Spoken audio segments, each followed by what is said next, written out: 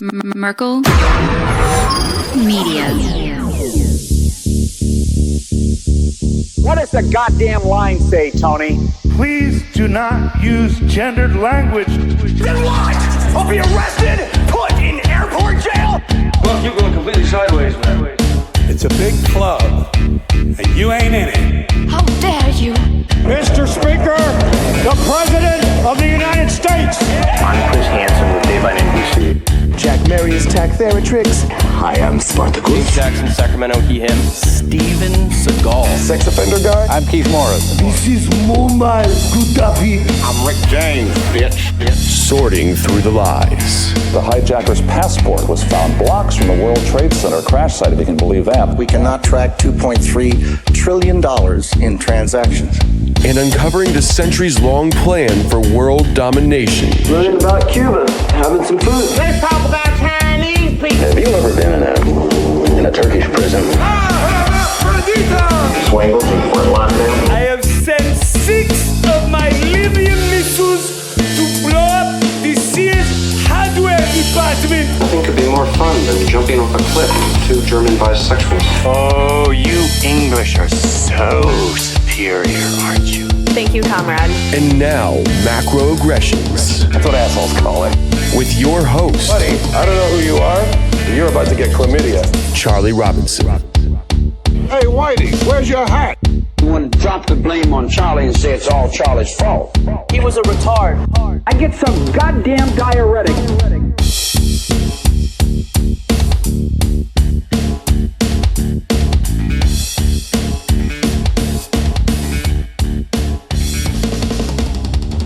Welcome to Macroaggressions. I'm your host, Charlie Robinson. If you are watching us on Rockfin or Rumble or listening wherever podcasts are served, thanks a million. We appreciate the support. We couldn't do it without you.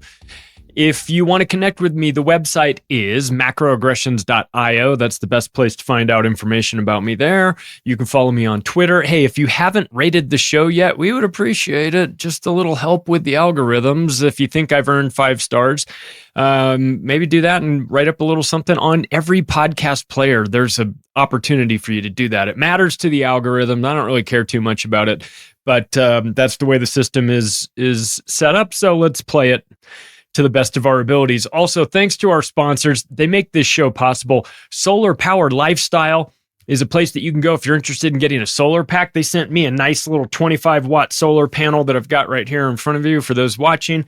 It is about $80. Folds up, 3 panels. You can put it in your car. You can put it in your backpack. You can keep it in your closet if you're in a bind.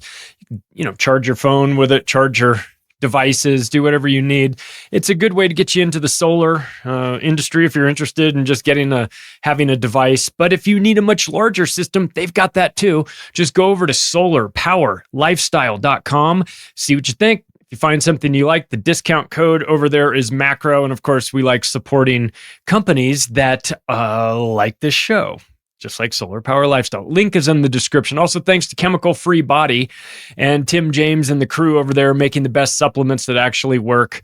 Green 85 is it's just green powder. You mix it with water, drink it every morning. It's like a minute. Honestly, it's the easiest thing in the world you can do to fix your health, but you are going to have to be the one that decides that it's time to take control of your own health and lifestyle.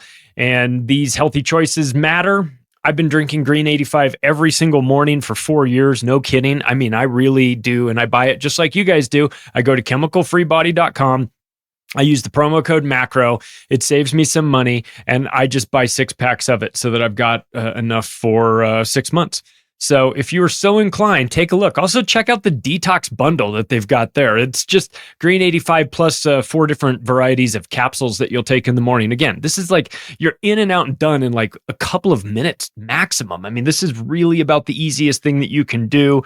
So take a look. Go to chemicalfreebody.com, discount code MACRO. Also, well, I've been watching the news. Have you? It seems like they, in the words of the immortal and hilarious Sam Tripoli, they don't want you flying. They don't want you flying. Have you seen all of the scare stories recently about Boeing and planes, engines catching on fire, all these things? So it made me think of the aviation term. It's called a graveyard spiral. You know, if you ever watch these World War II documentaries, you know what happens. You wind up sort of down in your plane is on a downward trajectory, and there's nothing you can do to pull out of it. And you're going to crash. It just hasn't happened yet. And what a horrible and yet appropriate metaphor for what America's going through right now. They call it a death spiral. Right. So this is America's death spiral. We've been watching this for a while, been witnessing it, been doing stories about it, hell, writing books about it. You know, it's undeniable and it's measurable too. On top of all of that, you know, it's something that you can objectively watch unfolding right in front of your eyes that you think you can't pull out of. You know, and so one of the things I want to do is I want to break this down and talk about it in a couple of different areas. Let's talk financial, societal, military, education, right? It's kind of like a couple of the tentacles of the octopus. We'll focus on 4 of them and not really do all 8, because if we do that, then that's a book. And if you're interested in the book, The Octopus of Global Control will get you started on that. By the way, audiobook coming, just so you know. I'll let you know when it's ready. But I guess the question is, when you take a look around and you see this death spiral, I think a reasonable question is it intentional, right? I mean, it could be accidental for sure. I mean, I don't ever want to discount that. And I don't want to attribute to malice that which can be attributed to incompetence. And there's plenty of incompetence to go around. We see that on a daily basis as well. But I think some of the tricks that they use is to disguise malevolence as incompetence. And they just, you know, that's where you get the Rumsfeld mistakes were made. Like, oh, we didn't mean to do this. Of course, we made some mistakes. They're all in the past. I'm not going to assign any blame to any one particular person. I'm just going to vaguely say that there were some mistakes that were made, and that, you know, if you want to focus on ancient history, go ahead. Well, ancient history, you mean 3 days ago? Well, you know, we're charting a course forward. Can't be living in the past. Well, guess what? On this show, I got an hour to live in the past. So we're going to do that. And the past is really not too far in the distant future, unfortunately. We're not talking about World War I here. We're talking about 3 weeks ago. We're talking about the decisions that have been made by the people in positions of power, or at least perceived positions of power, that impact us right now. And you have to ask, so if it is intentional, and I believe a sizable amount of this is, then what's the goal? Is it just the controlled demolition of the American empire? Because if it's that, okay. I mean, I can wrap my head around that. But it feels like it's more than just that. It feels like it's not enough to break the country. They have to break the spirit of the people in the country. You know, the demoralization process, as Bezmenov talks about, right? So we've done plenty of work on a lot of these topics, but unfortunately, there's always new stuff to get into. And as we're in the year 2024 is an important year. It always, you know, whenever you have an election, they say, oh, it's the most important election of our lifetime. Yeah, whatever. But this time, there are elections happening all over the world. It's not limited to America. And this cycle is going to, well, look, we've got a target date. It's about 6 months away from here, right? That's when we're going to know, a little bit more than 6 months, I guess. But that's when we're going to see when that's the finish line for this election. I mean, not the finish line for insanity, but it's the finish line for the election component of it. And then in America, at least, we'll know who the next puppet is to lead us into this dystopian hellscape. It'll probably be Donald Trump, unless his plane blows up. If it is Joe Biden, he'll die on the job, which is fine with me. If it's if it's Gavin Newsom or Hillary Clinton or Michelle Obama or whoever they strap a parachute onto to drop them into this election at the last second, who cares, really? It doesn't matter. It's just which flavor of tyranny is your favorite. But you're getting tyranny no matter what. It's on the agenda. It's just, is it going to be delivered by your guy or the other guy? Are you going to embrace the tyranny to thunderous applause because Donald Trump is the president and you think that he's less of a threat than the other people? That's fine. Whatever. I mean, these people are all threats. It's just a matter of degree. So I wonder about this though. This death spiral that we see. I mean, we see it. It's pretty obvious if you open your eyes and you take a look around in these four different components: the financial side of things, the societal side, we see militarily, educationally. Oh, we'll wrap up with education. But my question is, what are the warning signs, and would you recognize them when you saw them? Because it's real easy to analyze this stuff after the fact. It's in retrospect, oh yeah, of course this was going to happen. Yeah. But can you see them in advance? That's what takes a little bit more talent or skill or practice or just experience, right? You hear certain terms, you see certain things happen and you go, oh, I know where this is leading, or I can extrapolate out where I think this is leading. Everything's a little bit vague the further you get away from the target date, but you have an idea, you have a pretty good idea. Would you plan accordingly? If you knew what to look for, if you knew what the warning signs were, and then you saw them, would you take action? Would you trust yourself? I mean, if you saw that the banking system was a house of cards, and it is, and you knew that your money is in the bank, and you know that when you signed up for that bank account, you basically became an unsecured creditor at the bank, and that the bank actually owns that bank account. And then you saw them pass some weird bail-in legislation a couple years ago that legalized the bank stealing your money. And you saw all these things rightly in advance of everybody else. And you watched them get to $35 trillion of money printing, and you watched inflation go through the roof. Both parties did that too. To be fair, Donald Trump is the one that printed all the money. Biden inherited that mess, but it was Trump doing it too. So let's not pretend like Orange Man good at money. Would you take your money out of the bank though? After you saw all of that, what is it going to take for you to do the additional work, to trust yourself, to rightly recognize, I'm seeing all the signs, they're lighting up, I know what I'm looking for, I'm seeing it all. I know what I need to do. Are you going to do it? That's the real question. That's what separates you. I mean, because let's talk this out for a second here. It's one thing to be your parents who don't know any of this, right? Who don't see it. They don't want to see it. They grew up in a different era. They can't even imagine the mainstream media lying to them, let alone that the banks are insolvent and that they can keep, they can't see, their mind won't allow them to see this, okay?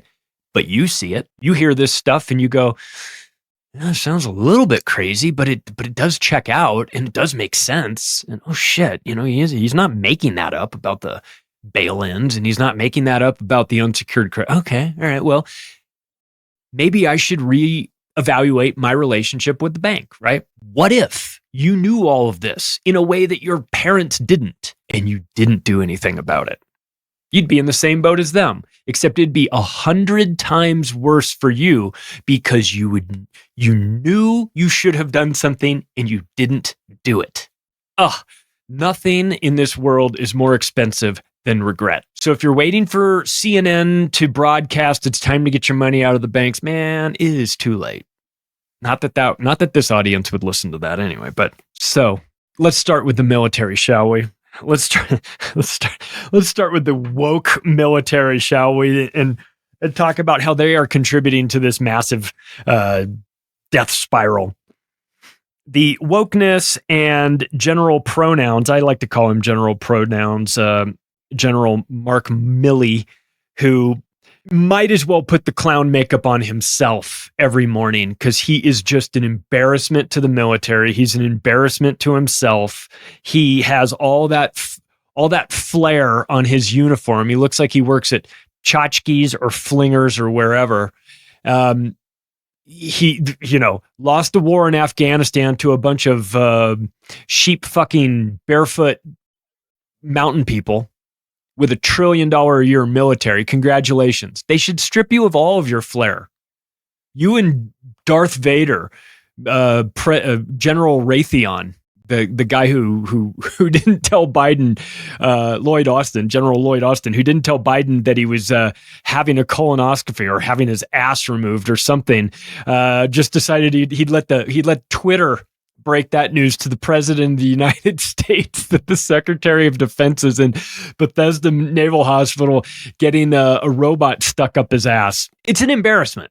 I've never been in the military, but for those of you that have served in the American military, I'm curious to know what you think of this, because you've got to be mortified. These people are to call it clown world is a insult to clowns. At least clowns are kind of funny in their weirdness. This is sad and dangerous.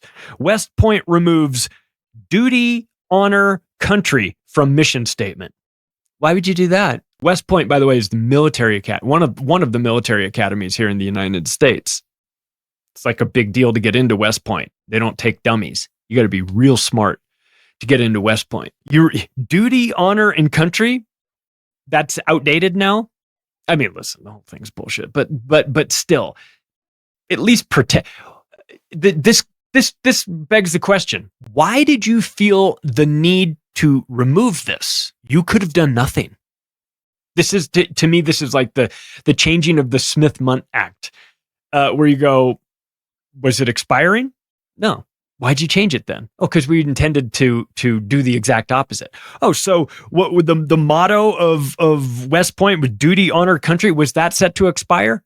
No. Well, then why'd you change it? Oh, well, because duty, honor, and country we're not interested in anymore. That's the answer. That's the only acceptable answer, because otherwise you wouldn't change it. So if you're in the military currently and you're listening to this, you're probably frustrated, very, very much so, with your situation. Hang in there. Do what you need to do to take care of yourself. Don't let these people get you killed overseas for some bullshit. Oh, could you imagine dying in Israel? An American soldier dying in Israel on behalf of this administration and the Israeli administration? Or dying in Ukraine on behalf of Zelensky? Oh, nothing could be worse than that, right? The military has reduced entry requirements. They'll take criminals now. They used to have standards. You used to have to do pull-ups and push-ups and run a mile and under, I don't know, you run a 10-minute mile or something. I don't know, 12-minute mile. Yeah, they got rid of all that. We don't need that. Standards, requirements? No, we'll take anybody. Why is that? Why are you having a hard time recruiting people into the military? Well, because 70% of the people that would be possible recruits are too fat, too stupid, or have a criminal background. So they've had to change that. They realize, well, our core audience is just too fucking unnecessary to even qualify to join the basic training, like the bare minimum of the Army. No GED is needed any longer. You used to have to have a high school diploma. That's not necessary. They moved it down to a GED, good enough degree, as Chris Rock calls it. Don't need that anymore. Knuckle tattoos, they're okay. They used to say, oh, we don't want that in our military. No, they have knuckle tattoos. It's fine. Like, and I don't have any energy one way or the other about tattoos, but it used to be a standard, and now it's been reduced. So that's really all you need to know. What's next, huh? What's next with this removal of requirements? Illegal aliens coming in?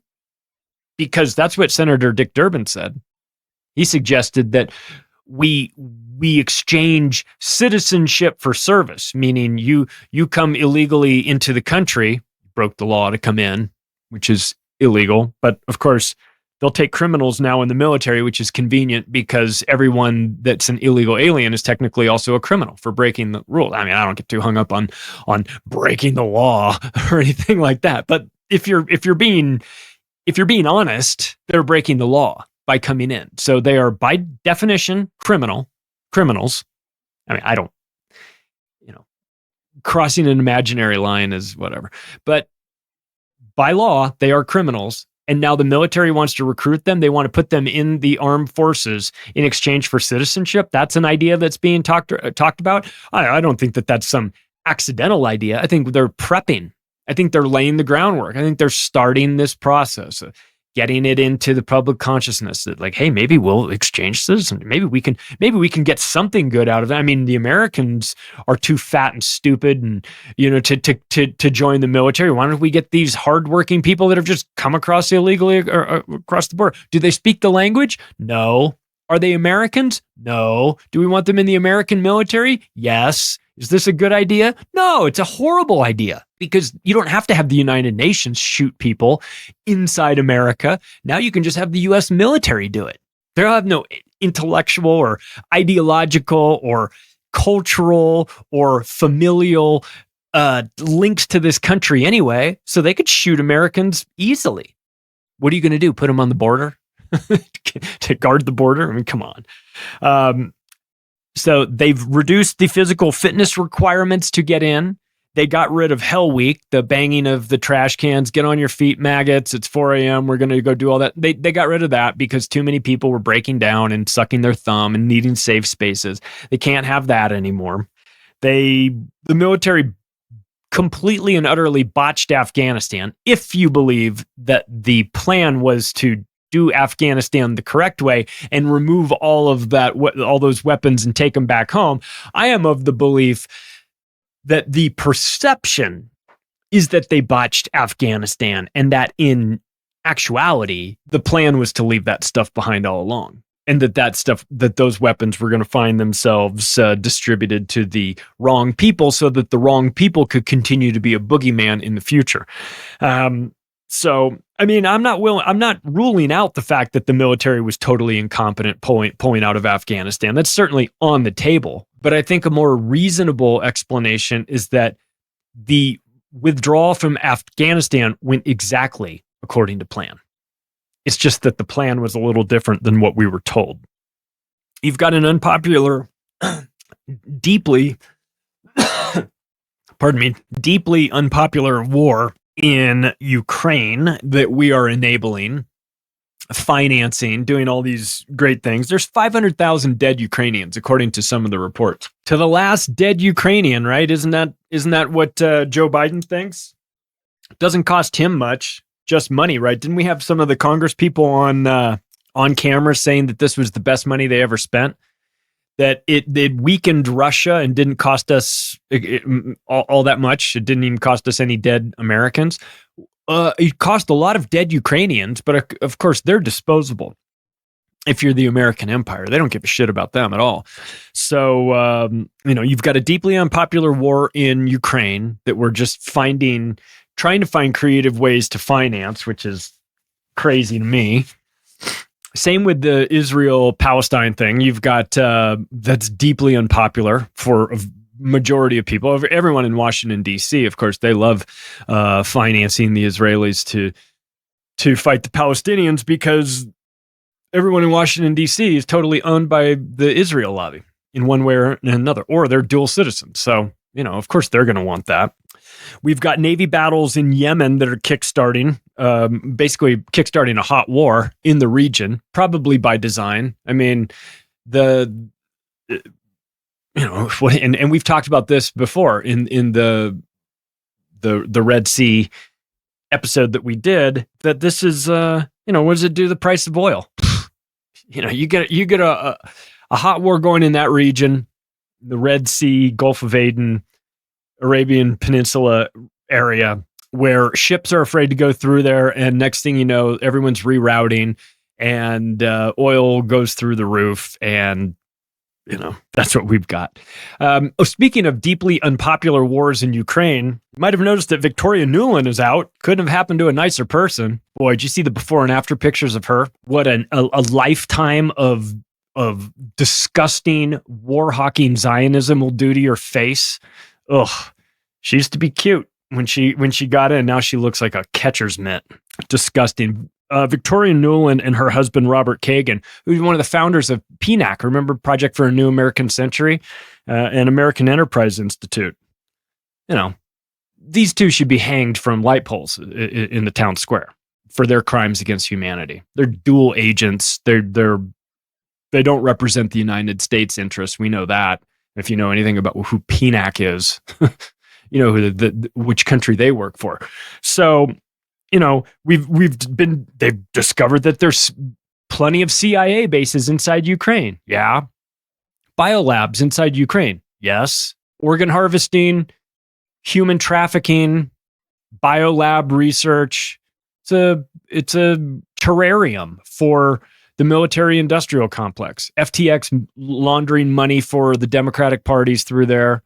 An embarrassment, really. But listen, I'll tell you what I could see. I'll tell you what, this is a real thing I could see. I could see them kickstarting a hot war in the Red Sea that takes oil prices up through the roof as a present to Donald Trump, who gets to deal with that for 4 years of his administration when he gets in there, more than likely, at the tail end of this year.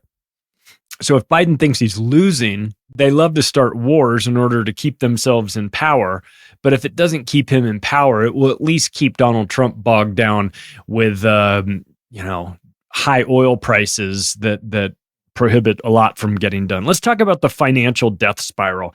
I mean, like right off the bat, the corporate media is lying about this. This is a headline that I read a day or two ago. Why corporate bankruptcies were up in 2023 despite the improving economy, by Bobby Allen, who I assume wears a mask in his car by himself. Hey, Bobby, please show me this improving economy that you're talking about, you fucking pathological liar. Hey, why were bankruptcies? Why corporate bankruptcies were up even though everything was great? Because everything's not great. How about that for an answer? But of course, they're paid to not understand this. So I don't know. I don't know why anyone would be too surprised about that. But let me ask you the question: would you recognize the signs of a financial calamity if you saw it? Well, what about this? Gold is at an all-time high of $2,200 an ounce. It's being sold at Costco. It's being sold at Walmart. It is now experiencing massive retail demand. China buying a ton of gold. China mines a bunch of gold. They never sell it. Russia buying gold. The BRICS nations backing their BRICS currency with gold. Gold at an all-time high. Trying desperate. All the marketplaces that trade precious metals, the main marketplaces, busted by regulators for rigging the marketplaces. Convicted of felonies for rigging the marketplaces. They short these the gold and silver markets with paper contracts. It's a long, complicated story I won't get into, but they try desperately to suppress the price of gold because the last thing they want you to recognize is that gold is a much better alternative than just keeping your money in Federal Reserve notes located in a bank account that you don't control. So of course gold is appealing. But you know what makes it less appealing? That it hasn't done jack shit in like 20 years. That's what makes it less appealing. I should say it hasn't done jack shit. Let me reframe that. It hasn't appreciated in price compared to inflation. That's what I mean by jack shit. I mean, it hasn't gone up like Google stock or Microsoft stock or Nvidia or Bitcoin or whatever. We're going to get to Bitcoin in a second. But gold is the number one asset on the planet. $14.7 trillion worth of gold is currently available. But if you have your money in gold mines or gold producing stocks, you were not rewarded for it. They have done everything they can to suppress that. But it is the number one asset in the world. And if you've got yourself some soon to be worthless Federal Reserve notes, boy, I'd be looking to convert them into something else. Let's talk about Bitcoin. Bitcoin at all-time highs as well. That when I ask, would you recognize the signs? Well, you have a form of sound money in gold, which has theoretically a limited supply. I mean, we don't know how much is underground, but it requires effort to pull it out of the ground, refine it, mint it, ship it, store it, all that stuff, right? There's value there. It's used commercially, it's used in jewelry, it's used by central banks, it's used by a lot of people. Now you've got Bitcoin. which is a digital store of value. If you listen to Michael Saylor, CEO of MicroStrategies, it's not a currency, but it's a digital store of value. There are only going to be a grand total of 21 million Bitcoin in existence. That's the maximum. They can't print more. They can't add more. That's the appeal of it. It's not a bug. It's a feature. And within that 21 million, I mean, I think a case can be made that anywhere from 10% to 20% have been lost forever. People mined them back when they were worth $1. They didn't think much of it. You know, you had it on a computer. That computer went to the dump years ago. You know, whatever. I mean, it happens. It goes away. I think people are probably a little bit more inclined to keep an eye on it now. The idea of losing it is probably not going to happen when it's $72,000 a coin. You're going to want to know where that is. But back in the day, I mean, you know, nobody knew what it was. Not too many people knew what it was going to do. And so the fact of it going away is, you know, people losing it is reasonable. Then on top of that, you have, well, let me just say that it just passed silver to move into number 8 on the asset class list. I mentioned gold, $14.7 trillion asset. Bitcoin, number 8 on this list, $1.4 trillion asset. So almost exactly 1/10 the asset price of gold market.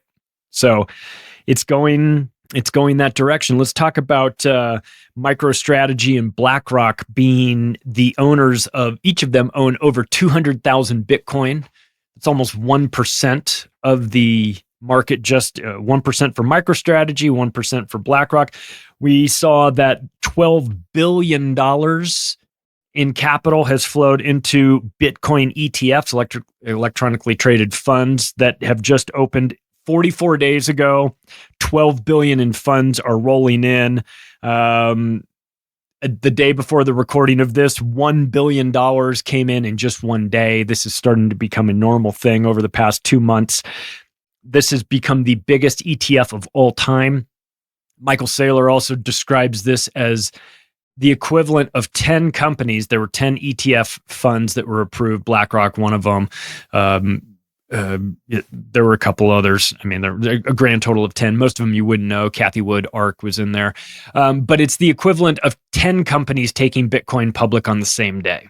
That's how he described it. So we've got that. We've got demand starting to accelerate. We've got a Bitcoin halving in a few weeks that will reduce the block reward size in half from 6 1/4 down to 3 1/8, I think. So you've got a supply side shock that's baked into the equation with the Bitcoin halving. Meaning that when you mine Bitcoin, you used to get 50 Bitcoin for every time you mined a block reward. Then it was set up so that after a period of transactions, usually works out to about 4 years, but it's not set in stone. But after a period of transactions, that reward is then cut in half. So it goes from 50 to 25. It goes from 25 down to 12.5. It went from 12.5 down to 6 1/4, which is where it has been for the last 4 years. And in a couple of weeks, it's going to cut itself in half again, down to 3 1/8. And so what that means is that there is going to be less supply made.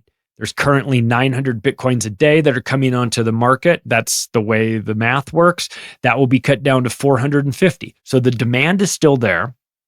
The supply is shrinking. It's been cut in half. Not to mention the fact that between all these 10 ETFs, they have bought about 4% of the total Bitcoin. You add MicroStrategy into that, which is not an ETF, but if you threw it all together, that's about 5%.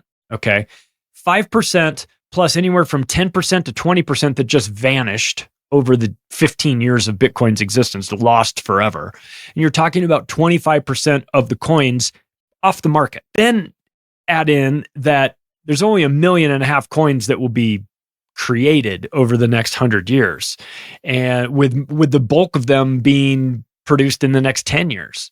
So by 2034, there's only going to 99% of all Bitcoins ever created will have been created. So I asked you this question: would you recognize the signs if you saw it? It's getting adopted.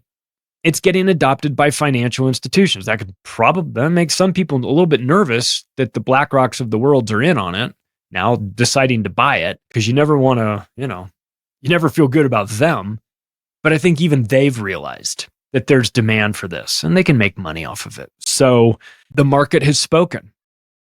Oh, and just wait until corporations decide that instead of keeping their cash in a bank account that's getting devalued by inflation every single year, instead they decide to do, let's put 1 or 2% of our cash in something else. Let's put it in Bitcoin. Let's put some in gold. Let's buy some gold. Let's buy some silver, whatever. They're going to start to figure it out. They're smart people. They're good at numbers. They're good at looking into the future. They see inflation. Wait till Apple and Microsoft and Nvidia and Amazon and all these corporations out there decide that they're tired of their cash getting whittled away with inflation, and instead they decide to buy something deflationary like Bitcoin. Okay. I mean, that's a reasonable thing to see coming. It's getting normalized. There's something called the network effect. It makes everything happen at an accelerated rate. So keep your eyes on this. We've got a Ethereum ETF coming. I know Ethereum is not my favorite, but we've got it coming. What it is it's yet another step. If it gets approved, and Gensler has to approve it, but if it gets approved, it's yet another step in showing the world that that cryptocurrencies are coming in and they're not leaving. They're not some fad. Central banks are responsible for 25% of all gold purchases that are happening right now. Just keep that in mind too. So again, you see what's happening with inflation. You saw what happened during COVID when they printed 80% of all dollars into existence in just a short period of time. You know what that, you just have to have common sense and like a very limited understanding of economics to know where that's going. They think that a central bank is behind the Mr. 100 account, which is buying, it's a Bitcoin address that's been buying 100 Bitcoin every single day for the last 18 months. They think that a central bank is quietly behind that. If it were an ETF, it would have exposed itself by now, but they're not sure. So somebody's out there taking down a lot of Bitcoin.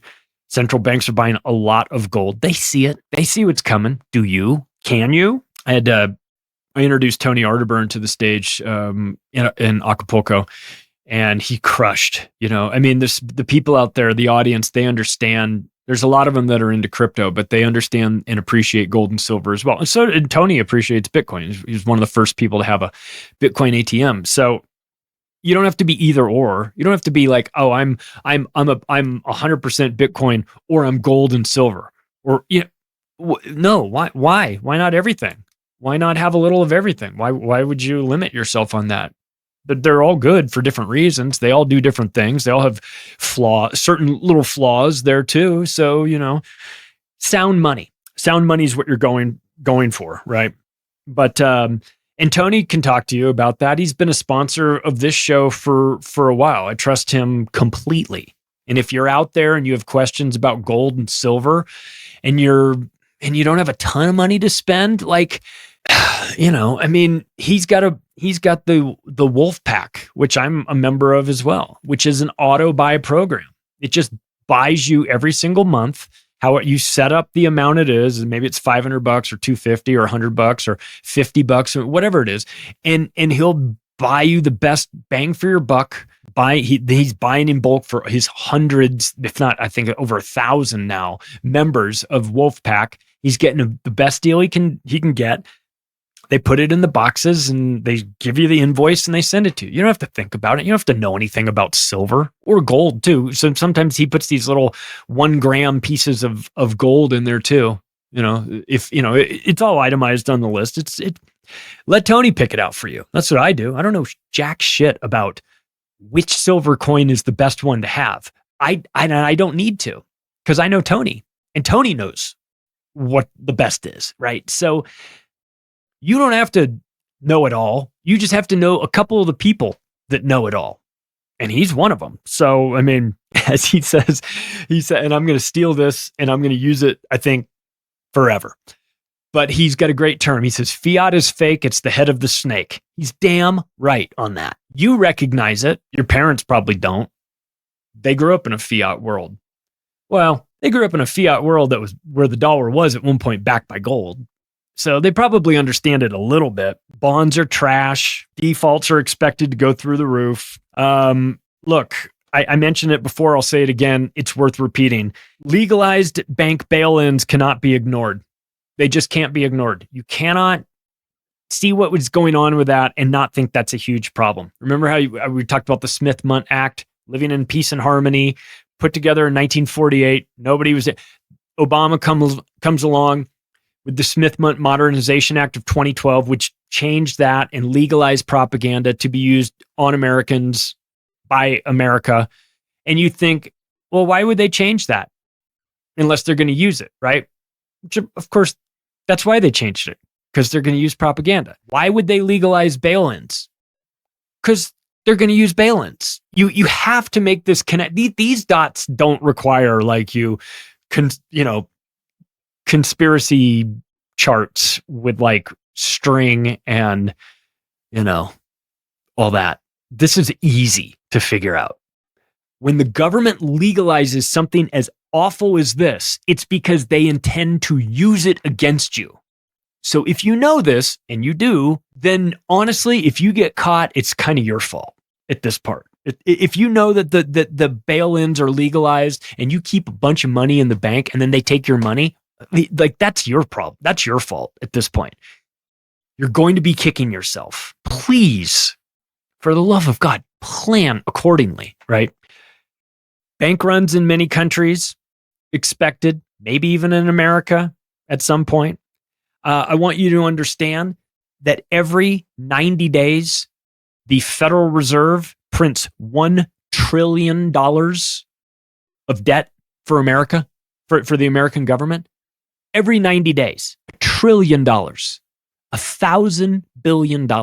You cannot do that to your currency and expect it to be healthy. You can't.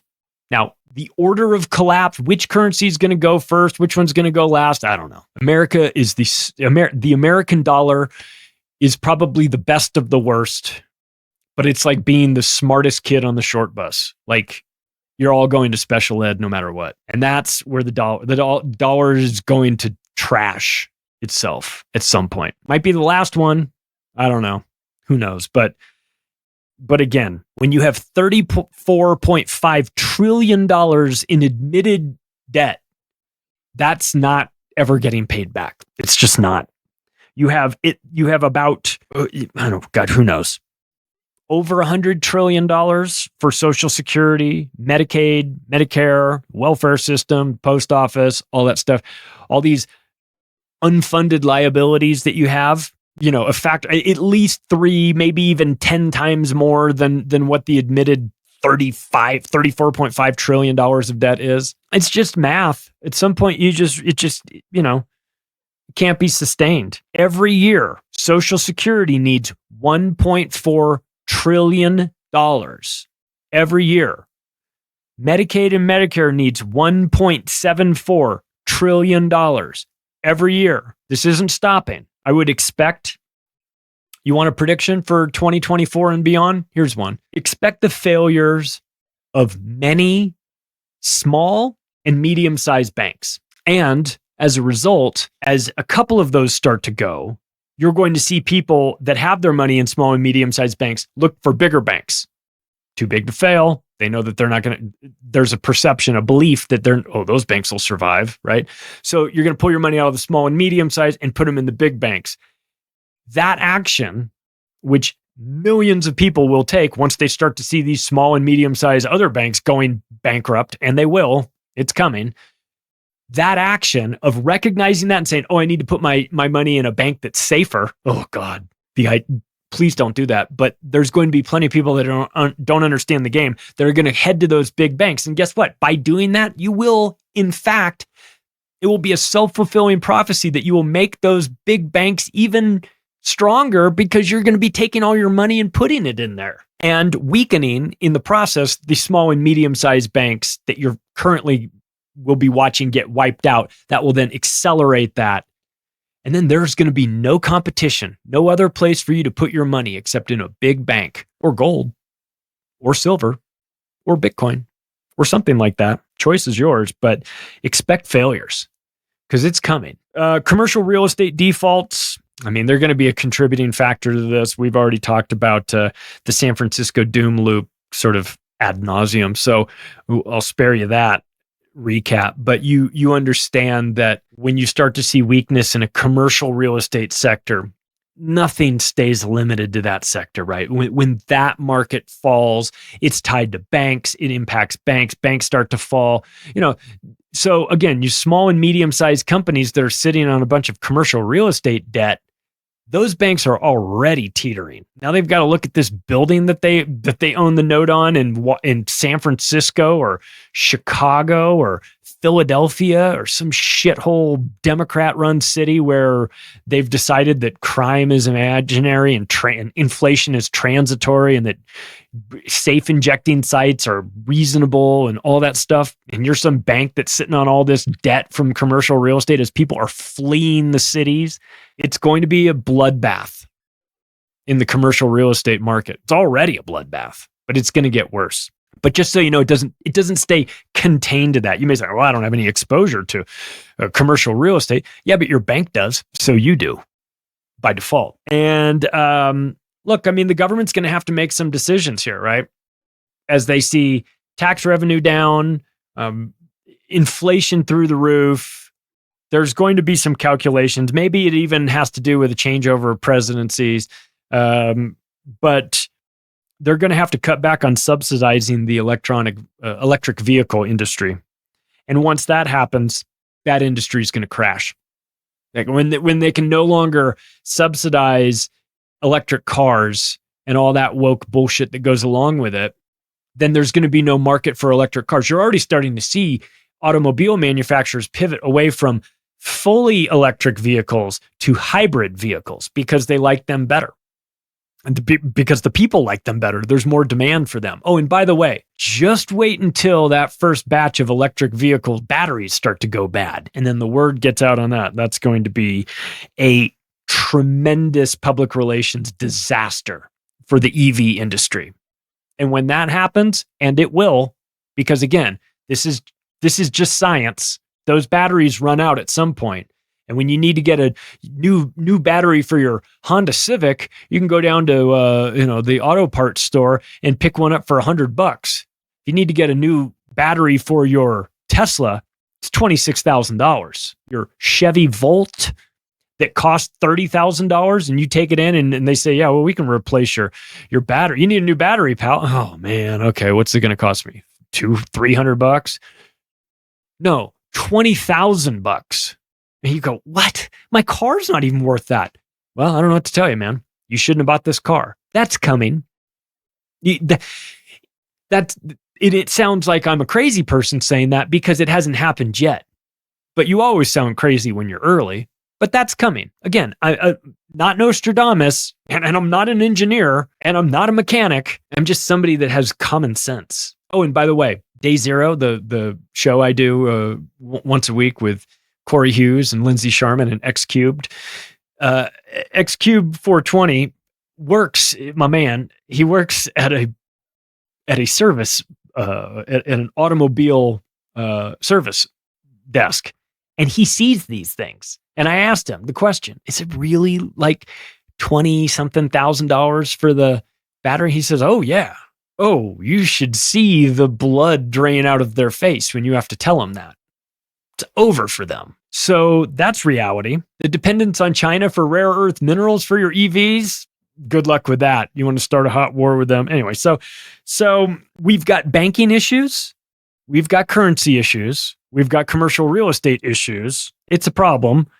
Locally, though, in New York City, in the local New York City economy, as if the general economy isn't bad enough, they are spending $387 per illegal immigrant per day on food and housing. We can round that up. It's only $13 away from $400. You just say $400 a day, every day, for every illegal alien in New York City. How many are in there? I'll take a guess. How many are in New York City? 64,800 of them. You want to do the math? It's by the way, it's $10,000 per illegal alien per month. That's $120,000 a year per person in New York City to take care of them. Enjoy your sanctuary city status, you dipshit, Eric Adams. I don't want to hear any complaining from you. You ran on that policy. Your predecessor ran on that policy. You thought it was stunning and brave. Deal with it. Tough shit. Your problem now. Use your Democrat Common Core math to figure it out, dummy. Not my problem. But this economic death spiral is unfortunately connected to the societal death spiral. Let's get into that. This is what we talk about with the decriminalization in these Democratic-run shithole cities that they talk about how progressive they are and how we're reimagining crime. Really? Did you tell the criminals that? Because I guess they're reimagining crime too. They've figured out that crime does pay. Nobody goes to jail for it. You can organize this into groups of people that are shoplifting crews. I even saw a lady in San Diego, a husband and wife in San Diego, who she looked like a Karen if I've ever seen one, like a liberal white woman living in a multi-million-dollar house in San Diego, getting busted for running a massive shoplifting ring where she was sending out orders to these people, flying them all over the country to go steal as much mascara as they can get from Ulta. I mean, the American experiment is over, people. I mean, when woke Democrat white Karen millionaires in San Diego are running shoplifting rings, like, pack your bags, man. It's getting weird. For those of you in Oakland listening to this, first of all, thoughts and prayers. Second of all, don't plan on going inside a Taco Bell anytime in the near future, because Taco Bells have closed dining areas in Oakland stores and they are now cashless. And the reason for that is because the people that live in Oakland that go to Taco Bell are such out of control animals that they can't even be allowed in the store anymore. I mean, what you need to understand something, and you need to get this through your head, and you need to know it. Private property will no longer be protected by the state. Understand that. You are now fully responsible for protecting your own private property. You should have always been, frankly. But this idea that you're going to call the police to come on over and sort this whole thing out, someone's broken into your house and is broken into your car, or they've done that. Stop. Those days are over. They're not answering calls anymore. Do you see what was going on in Pittsburgh? In Pittsburgh, they said, do not call the police stations are closed from 3 a.m. until 7 a.m. I think it was, or 2 to 7. I don't know. It's a couple hours in there, like a 4 or 5 hour window. They just said all calls to the police are going to the answering machine, voicemail. You think I'm kidding? I'm not. I know you know I'm not kidding. But in this societal component of the death spiral, you will see things that you never thought you would see before. You will hear of crimes being committed that you just think, there's no way. This has to be fake. You have to be making this up, right? Crimes such as 320,000 illegal aliens have been flown in on airplanes by the Biden administration to 43 different airports around the United States. I'm going to say that again just so that you understand. The Biden administration, not content to just let 7 million plus people come across the southern border on foot, they took to flying them around. 320,000 people have been flown into different airports. So they want them distributed throughout the country. They want them to be. If they didn't want them to be, they wouldn't have flown them there. That's how it works. Think about that. Over 7 million have been flown, have come into the United States through the southern border. And then 320,000 of them are getting loaded up on airplanes and flown around the place, if not being just flown directly in internationally, which is happening. So what do you do, right? What do you do in a situation like this? You do what New York is doing? We're going to bring in the National Guard to patrol the subways. Oh, really? Are you? You could, like enforce laws if you wanted to do that. No. We're bringing the National Guard into the subways so that they can do this theater where they pretend like they're there to protect you. The National Guard's in the subways in New York didn't stop a person from getting shot in the head. I don't know if you saw those videos of the person and everyone on the train like laying down like sitting ducks in a train waiting to be killed by some lunatic. What's the National Guard doing there? They can't stop that. But not to be outdone, Philadelphia saw this and said, we want the same thing. We want the National Guard for us as well.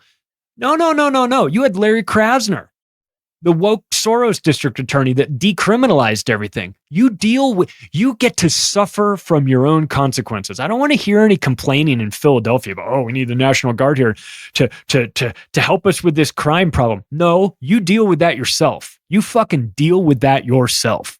You deal with all those people. That's your problem.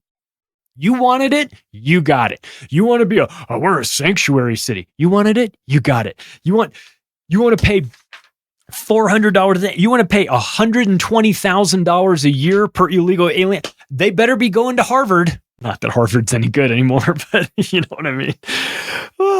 But this is part of a plan. Of course, this is using illegal aliens to shift voting demographics. That's a thing. It's a long-term thing. I mean, you can steal elections, you can manipulate Dominion voting machines and Diebold machines and all that stuff. I mean, you could do that, and they do that.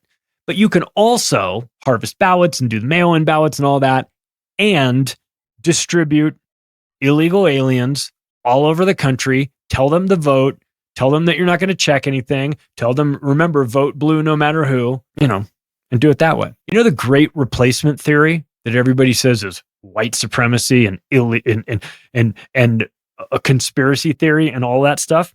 It isn't theoretical. It's happening. Open your eyes. It's right in front of you. It's not some theory. It's an actuality. You can see it. It doesn't make you racist for pointing it out and recognizing it. It makes you observant. I mean, they would love for you to think, you talk about that stuff, you have to be a white supremacist. No, you just have to be somebody with eyeballs and a functioning brain. You can see it right in front of you. Clower and Piven on a full-scale national level. That's what this is. Overwhelm the system until it breaks and then rebuild it the way you want it. That's what this is. Here's a quote from Joe Biden, and I'm not making this up, though it's going to sound like I am. Quote, I'm counting on the border action happening by itself. What in the world are you talking about? By the way, what border action are you talking about? That's very vague, because the border inaction isn't happening by itself. It's happening because you're making it happen, Joe Biden, or whoever's running you. Susan Rice, Obama, Trilateral Commission. Joe Biden gives a State of the Union address. He refers to Laken Riley, the college student from the University of Georgia, who was murdered by an illegal that was let in by the Biden administration. He, first of all, mispronounces her name during the State of the Union and says that she was killed by an illegal, which is true. One of the few true things he said. He then apologized after the State of the Union for using the word illegal when describing the guy who murdered the college student. He apologized for using the term illegal. He apologized to the general public.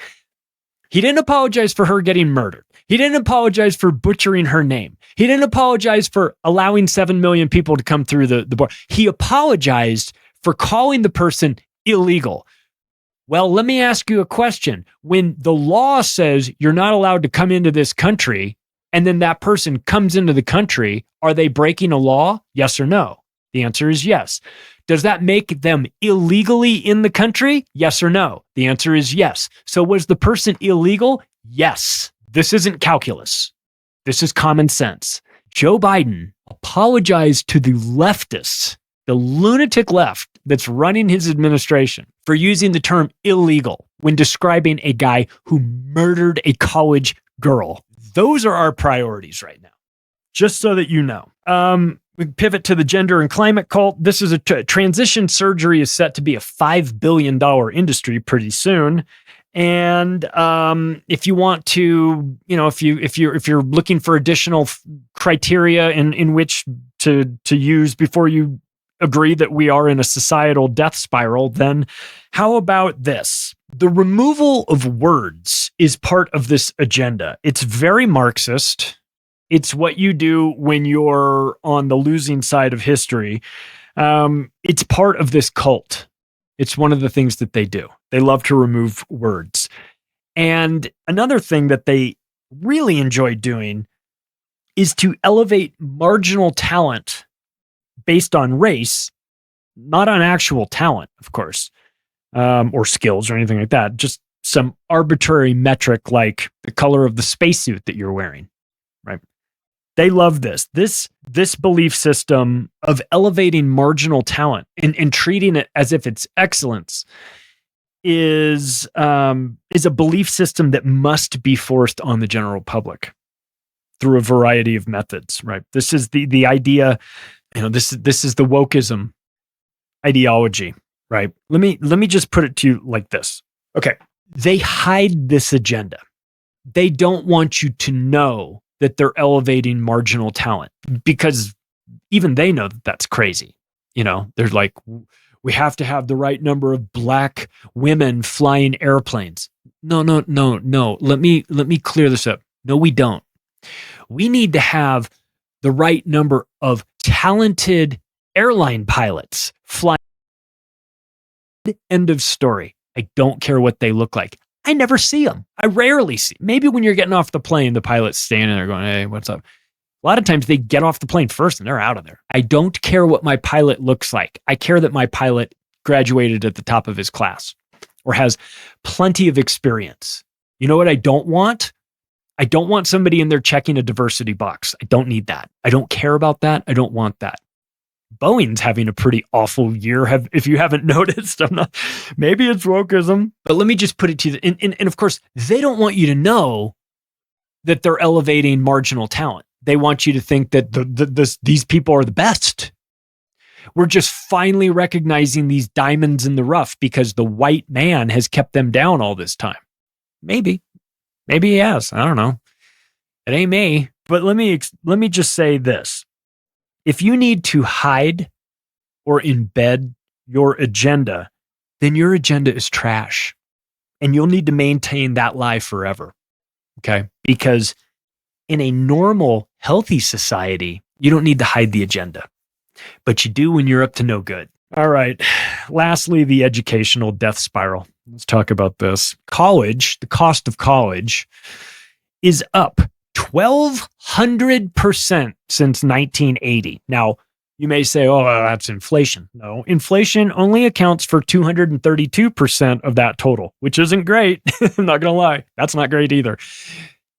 But it still leaves another roughly 1,000% unaccounted for. Now, if your college experience was getting 10 times better than it was before, maybe you could justify that. But it's not. Frankly, it's getting 10 times worse than it was before. So you've got that to look forward to if you've got kids that are college, getting ready to go to college at some point. But what do you even get when you go through college? Like, honestly, what do you get? You get a diploma that says you graduated from that college? Great. How many people ask you for your diploma? Like, really, when you apply for a job? You put it on your resume, you go, I'm not encouraging people to lie on their resume. I'm just saying, when has anybody checked? Maybe they have. What if on your resume you have to admit that you went to high school in Baltimore or Chicago, where nobody knows how to read or do math? What about that? This is a joke. The education system is coming unraveled. The average kid that goes from high school into college is 2 years behind on their math. That means that the first 2 years of college, they need to take math classes that they should have already completed in high school, and they should be well ahead of that by the time they hit the ground in their freshman year in college. But they're not. They're behind.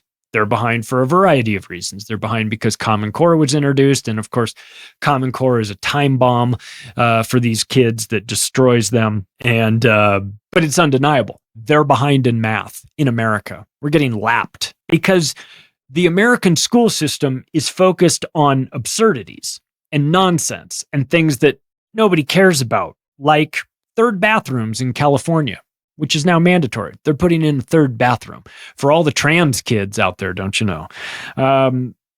They are focused on removing words from the language, words that you're not allowed to use anymore. They're focused on inserting certain types of books into the school libraries, My Two Mommies, or Watch This Guy Suck Me Off, whatever the books are. I mean, the books are fucking crazy. The books are crazy. I mean, the books are porn, and it is totally inappropriate to the point where in the